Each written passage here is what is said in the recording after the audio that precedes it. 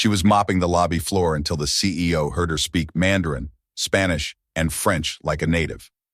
What happened next shocked the entire company. Most people didn't notice the cleaning crew at Hartwell Corporation, not out of malice, just habit. They came in after hours, pushing carts, changing trash bags, wiping down conference tables, blending into the background like elevator music. It was Monday morning in downtown Dallas, Texas, and the company's main lobby buzzed with shoes clacking against tile, people tapping on phones, talking deadlines, and clutching coffee like it held the answers. Richard Morrison, the company's CEO, was halfway through his walk from the parking garage to the 18th floor executive suite when he heard it.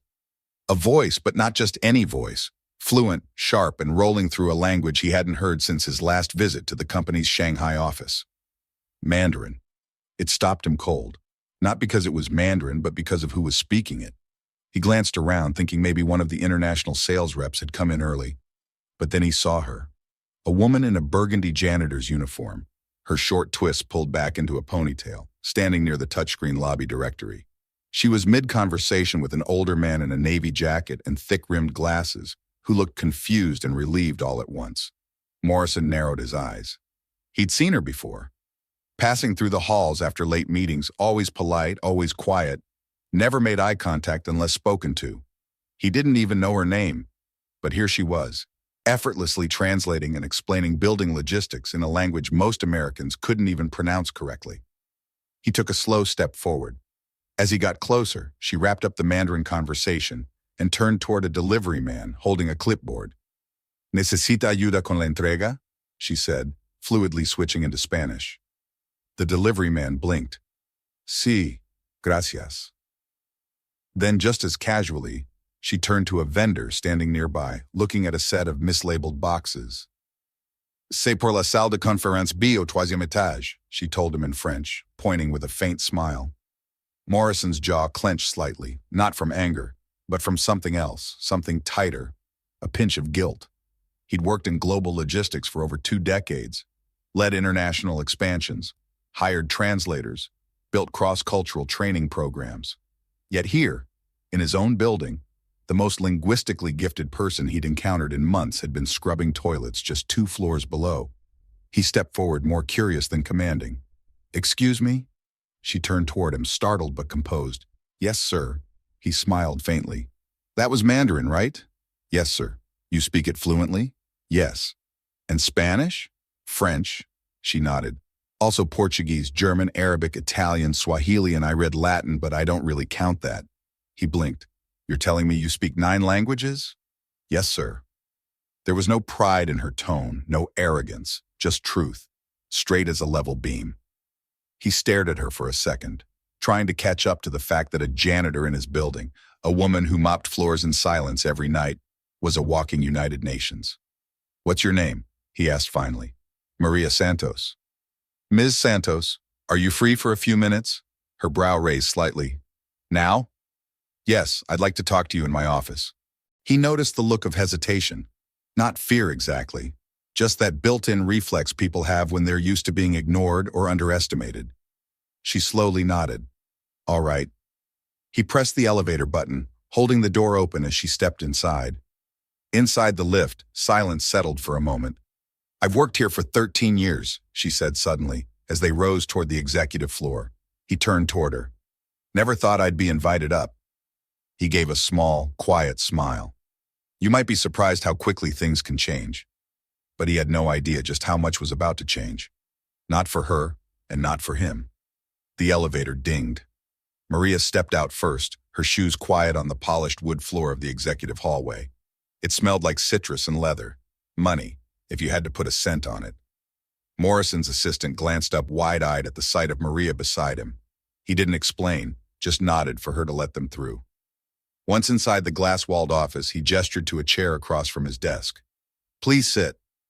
She sat carefully, folding her hands in her lap, eyes moving slowly across the room. She wasn't impressed, just observant. A large world map hung behind him, each country dotted with colored pins. On the side table, a tray of espresso cups, a photo of his 2 daughters, and a dusty award from a trade conference in Brussels. Morrison sat across from her, leaning forward slightly. "So, Maria, I'm going to be honest. I didn't expect to have this conversation today. She gave a small nod, her posture still, her face unreadable. But I just heard you speak 3 languages like you were flipping light switches. And I need to understand, how does someone like you end up working here cleaning floors? For a second, she didn't answer. Her eyes flicked toward the window, then back to him. You got time for the truth? I wouldn't have asked otherwise. She sighed. All right then. She rubbed her palms together as if warming up the words. I was born in Cleveland, Ohio, only child. My dad was a pipe fitter, my mom a nurse's aide. They didn't have much, but they worked hard, pushed education like it was religion. I got a full ride to Kent State, majored in linguistics, was halfway through a master's when my mother got sick. She paused. I came home to take care of her. Then my dad passed from a stroke 6 months later. Everything fell apart after that. She tilted her head slightly, as if rewinding the memories before she spoke them. I had a baby, no money, no partner who stuck around. So I worked whatever I could find. Grocery stores, nursing homes, temp jobs. Eventually, a custodial supervisor here offered me night hours. It let me pick up my daughter from school, pay the light bill. That's how I got here. Morrison watched her, no blinking, just listening. But the languages, I didn't stop learning. I borrowed textbooks, listened to recordings, read newspapers in 5 different tongues just to stay sharp. It's what I do. It's the only thing I do that makes me feel like I still matter. Her voice didn't waver. It wasn't rehearsed or poetic, just plain. Most people never asked, she added. They saw the uniform and assumed. That last word hung in the air. Assumed. Morrison sat back in his chair, the weight of her story settling into his chest like a stone. She cleared her throat. Look, Mr. Morrison, I'm not saying this to make anyone feel bad. I'm not bitter. Life happened. I did what I had to do. I still do. But you asked, and that's the answer. He exhaled slowly. Maria Santos was brilliant. That much was obvious now. But she wasn't asking for pity or even a handout. She was giving the truth, clean, clear, and a little heartbreaking. You ever think about doing anything else? He asked. She gave a small shrug. Sometimes, but it's hard to dream when your rent's due. Silence fell again. But it was different now, denser, full of something unspoken, but powerful. Morrison reached for his notebook, jotted down a few lines. What are you writing? She asked, her voice still calm, but a little curious now. He looked up at her. Ideas. But one idea in particular was already forming in his head, and it wasn't small. The conversation stuck with him all day, even during budget reviews and vendor calls. Richard Morrison's mind kept circling back to that morning, to Maria Santos. Her calm voice and the quiet way she'd listed 9 languages like they were nothing. That kind of fluency didn't just happen. It took years of discipline, curiosity, and heart. Around 3:45 p.m., he left the executive floor and rode the elevator down to the building's service level. He wanted to see something for himself. Down there, the air was warmer. The walls were off-white, scuffed from carts and boots. He passed by maintenance crews, break rooms, stacks of bottled water, and finally reached the janitorial supply room. He spotted Maria through the open door, restocking microfiber cloths on a metal shelf. Mind if I bother you again? He asked, stepping inside. She turned, slightly startled. You came down here? He smiled. Couldn't stop thinking about our talk. Listen, I have a favor to ask. She wiped her hands on her shirt. What kind of favor? There's a meeting upstairs. A group from the Sao Paulo office came in early, and our translator canceled last minute. Can you help? She hesitated for only a second. Portuguese? Yes, I can do that. Minutes later, they were in conference room 4C4. Brazilian executives sat awkwardly checking their phones. Maria stepped in quietly, nodded, and began speaking in smooth, confident Portuguese. Morrison watched as the entire room shifted. Shoulders relaxed, eye contact sharpened. She wasn't just translating. She was bridging a gap, making people feel seen. When one of the visitors cracked a joke in Portuguese, Maria responded with a laugh and a return joke that had them all chuckling. Morrison didn't understand a word, but he understood connection. After 20 minutes, the meeting wrapped. One of the executives turned to him and said in English, "She's better than anyone we've worked with this year. Where'd you find her?" Morrison looked at Maria, who was already stacking empty cups on a tray. "Right here," he said. Back in the hallway, he caught up with her. "You ever do professional translation before?" She shook her head. Just help folks out in hospitals, government offices, things like that. No certificate, no time for school. My daughter needed me more. Morrison nodded. And where is she now? She's 26, nurse in Tampa, paid for school herself, stubborn like her mama. They both smiled, and for a second it didn't feel like CEO and janitor. Just two people talking about life. They returned to the service level where Maria clocked back in. She had 2 more floors to clean before shift change. But before she left, she said something that stuck with him. I didn't do anything special today. He looked at her, eyebrows raised. That's not how it looked to me. She gave him a small smile and walked off. That night, Morrison sat in his car for a long time before driving home. He thought about everything: the pressure to grow the company, the investor meetings, the endless discussions on diversity and untapped talent. All this time, they'd been looking outside, recruiting globally, searching for new blood. But sometimes the gold's already in your backyard. And once you realize that, the real question becomes, what are you going to do about it? The next morning, Maria's badge beeped at the wrong time. She had just finished wiping down the east lobby when her supervisor, Dave, tapped her on the shoulder with a look that wasn't exactly annoyed, but wasn't normal either. Hey, Maria, Mr. Morrison asked to see you again. She blinked. Did I do something wrong? Dave shook his head. He didn't say, just told me to send you up. She cleaned her hands on a towel and followed the same path she'd taken the day before. Only this time, everyone in the building seemed to notice her. People she passed looked up. Some whispered. One of the receptionists even gave her a polite smile like she knew something Maria didn't. When she walked into the executive suite, Morrison stood near the window, sipping black coffee and staring out at the skyline. Come in, he said, not turning around yet. She stood quietly by the door until he faced her. I've been thinking, he said, placing his mug on a coaster, about talent waste. How many people never get a shot? Not because they're not good, but because nobody looks twice. Maria said nothing.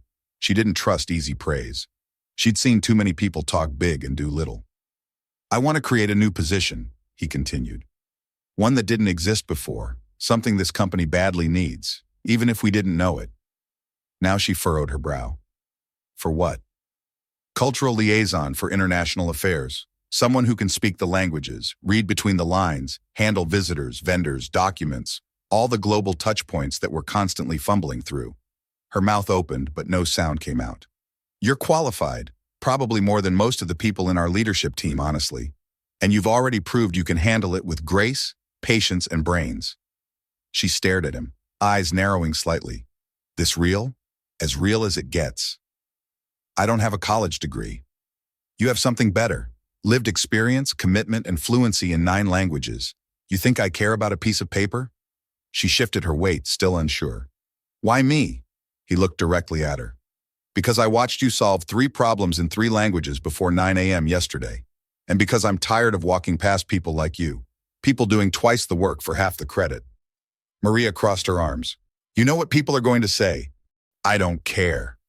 She stared at him a long moment, then let out a slow breath. I've never had an office job, she said. Never had a title.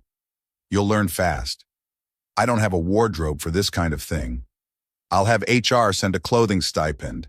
She gave a dry chuckle. You thought of everything, huh? I'm trying. A long pause stretched between them. Then Maria asked softly, what about my shift downstairs? Who replaces me? Morrison smiled. We'll find someone, but no one can replace you. For a long time, neither of them spoke. She looked down at her hands, then back at him. You sure this isn't some kind of favor? He shook his head. This is overdue recognition. She bit her lip, eyes glistening, but she blinked the tears away before they fell. All right then, she said, voice firm. Let's see what I can do. He extended his hand. She shook it. It wasn't just a handshake. It was history being rewritten. But what neither of them expected was how everyone else in the building would react. I'm used to that, Maria said quietly. My entire life's been one. When the meeting ended, Maria didn't return to her office right away. She walked out of the building and sat on a bench across the street, staring at the glass tower she now worked in.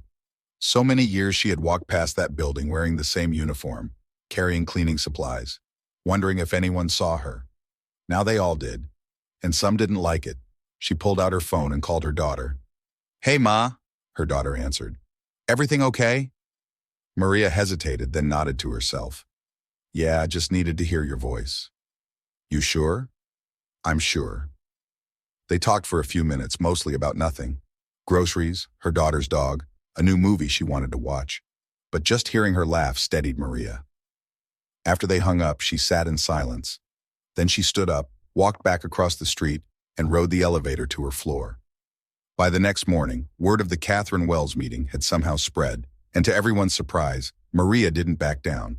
She showed up early, spoke at a team meeting, took a call with the German office without needing a translator. Calm, sharp, unbothered.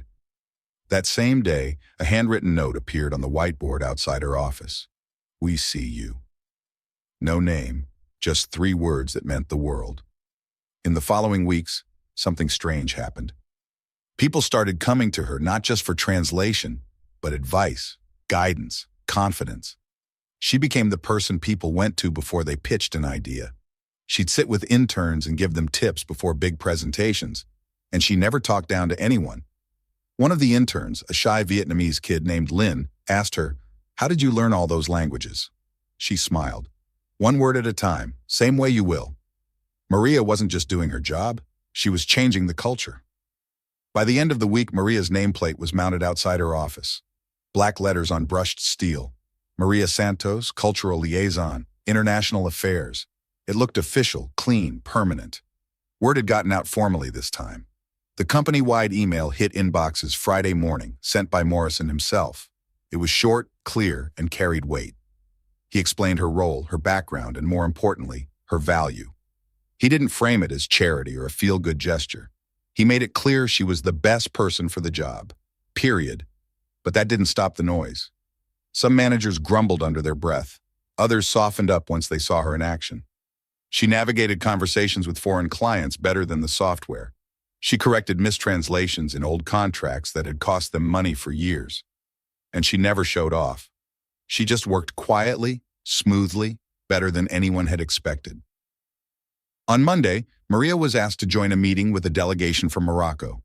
The company's North African expansion had been stuck for months over miscommunication and mistrust.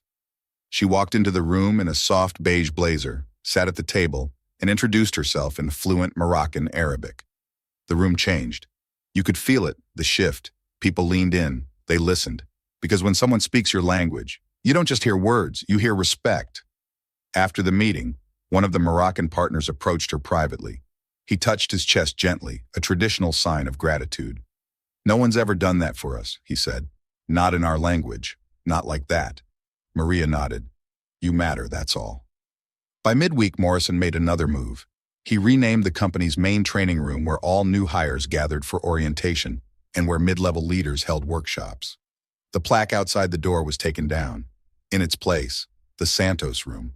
No big announcement, no party, just a quiet sign, and a shift that meant more than flowers or cake ever could. Later that afternoon, Morrison stood outside the room, watching as a new group of interns filed in. He heard one of them whisper, "Who's Santos?" A senior staff member answered, "She's someone who reminded this place that greatness doesn't always come in a suit." Then he turned to leave. As the door clicked behind him, Maria looked around her office. She remembered the years she'd cried in bathroom stalls during lunch breaks, the nights she came home with aching feet and barely enough energy to heat up soup, the birthdays she missed, the promotions she watched go to people who never even said good morning. She opened her desk drawer and placed the old janitor badge inside, not to forget, but to remember exactly what it took to get here. The backlash didn't take long to show its face. Late Thursday, Maria was called into a meeting, not by Morrison, but by someone higher up. Catherine Wells, a senior board member who'd flown in from Houston. She'd been with the company since the 90s. Sharp suits, sharper tongue. Maria walked into the small conference room on the 17th floor where Catherine waited with a stack of papers and a flat stare. "Have a seat," she said without looking up. Maria sat. Catherine tapped her pen twice. "So, Ms. Santos, I've reviewed your file. You have no college degree, no previous corporate training, and no management certifications." Maria didn't flinch. "That's correct." Catherine folded her hands. "You were a janitor here 3 weeks ago." "I was." She leaned back in her chair. "Help me understand how someone with your background is now handling high-level international affairs." Maria held her gaze. Because I speak the languages. I understand the cultures. I've already fixed 2 vendor contracts and cleared a 3-month delay in our Morocco deal. I also helped secure a verbal agreement with our Brazilian partners that legal is finalizing next week. Catherine pursed her lips. You think this company should be run on instinct and charm? Maria smiled slightly. No, ma'am. I think it should be run on results. Catherine blinked. That was the first time Maria had seen her hesitate. I don't need to be liked, Maria added. But I do need to be useful, and I am. Catherine stood and slowly closed the folder. You're a gamble. That same day, Maria found a sealed envelope on her desk. No return address, just her name, handwritten in block letters. Inside was a note. It read, I used to think I'd be invisible forever. But today I stood a little taller because of you. Thank you. No signature, just proof that people were watching, people who needed to see what was possible. Maria sat there staring at the words, her throat tightening. She didn't cry. She didn't need to, because that was the moment she realized this wasn't just a job. It was a door. One afternoon, Morrison joined her for coffee in the break room. Been hearing good things, he said. She sipped from her cup. Been trying to ignore the bad ones. You're making waves. She looked at him. That a good thing? He smiled. Around here?